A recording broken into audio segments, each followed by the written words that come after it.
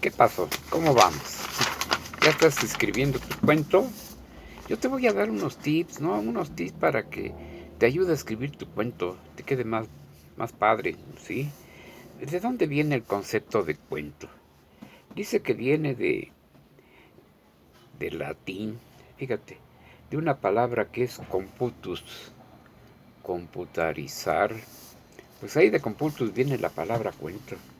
Sí, más bien es muy corto el cuento. De hecho, suele ser imaginario. Los cuentos son muy poco reales.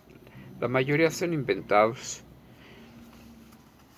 Tienen pocos personajes, muy poquitos. Como es poquito lo que se escribe, una cuartilla, dos, tres, entonces pues no puedes extenderte con muchos personajes. Tiene que haber poquitos personajes.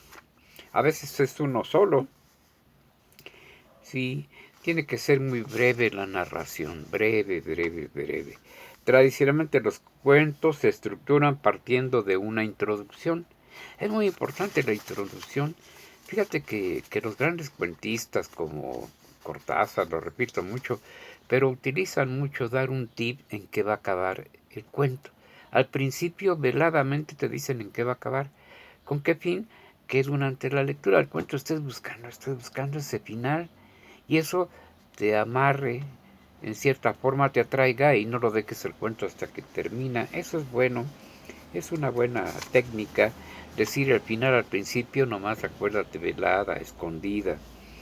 ¿De qué se consta el cuento? De una introducción. Haz una bonita introducción, ¿sí?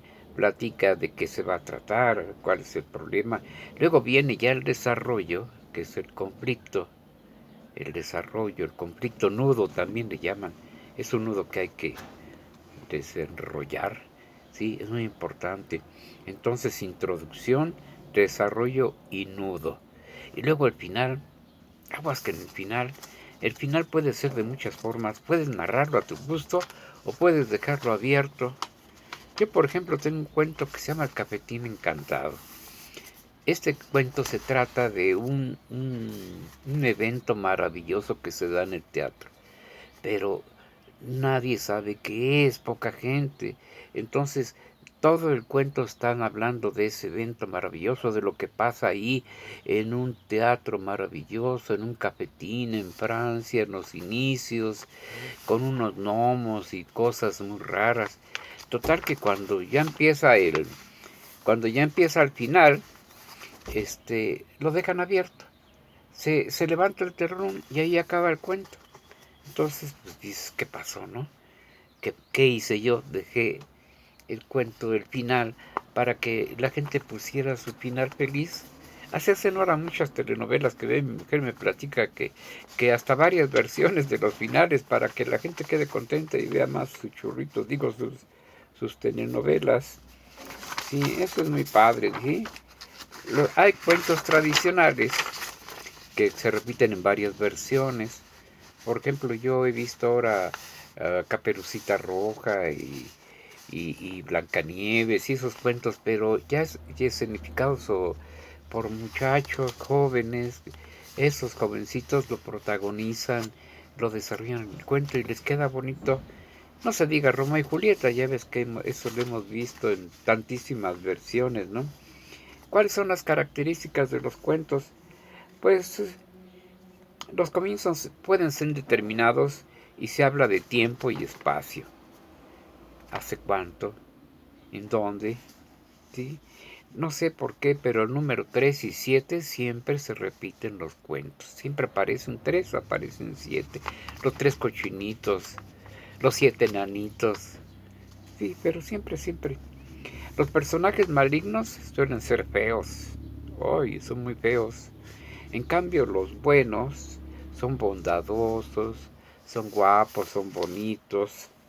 Suele repetirse muchas veces la misma frase, colorín colorado, que este cuento está acabado. ¿Sí? Así es. La trama es resuelta y siempre se obtiene lo deseado. O sea, es un final feliz. Colorín colorado, que este cuento se ha acabado. Y tuvieron muchos niños y fueron muy felices. ¿Te acuerdas? Los cuentos de autor pues ya son obras literarias, ¿no? Esos sí son muy importantes.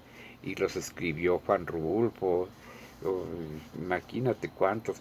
Hay cuentos de terror de Edgar Allan Poe, Stephen King, cuentos de viajes de Julio Verne, ¿te acuerdas? De Julio Verne, Gulliver. Y sí, hay muchos cuentos hermosos de viajes, hermosos. Hay cuentos fantásticos, los de Green, Alibaba y los 40 ladrones, ¿te acuerdas? Fantásticos, hermosos. Pinocho. Yo te recomiendo a Horacio Quiroga, es latinoamericano.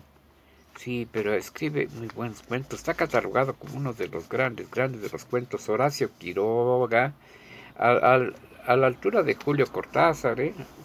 Sí. Y claro, los tradicionales como Juan Rulfo, ¿te acuerdas? De Comala. Híjole, qué bonito, ¿no? El Llano en Llamas, Comala, qué padre. Donde es un pueblo donde todos los habitantes ya están muertos. Y no te das cuenta hasta el final, hasta el gran final, sabes que todos los protagonistas estaban muertos.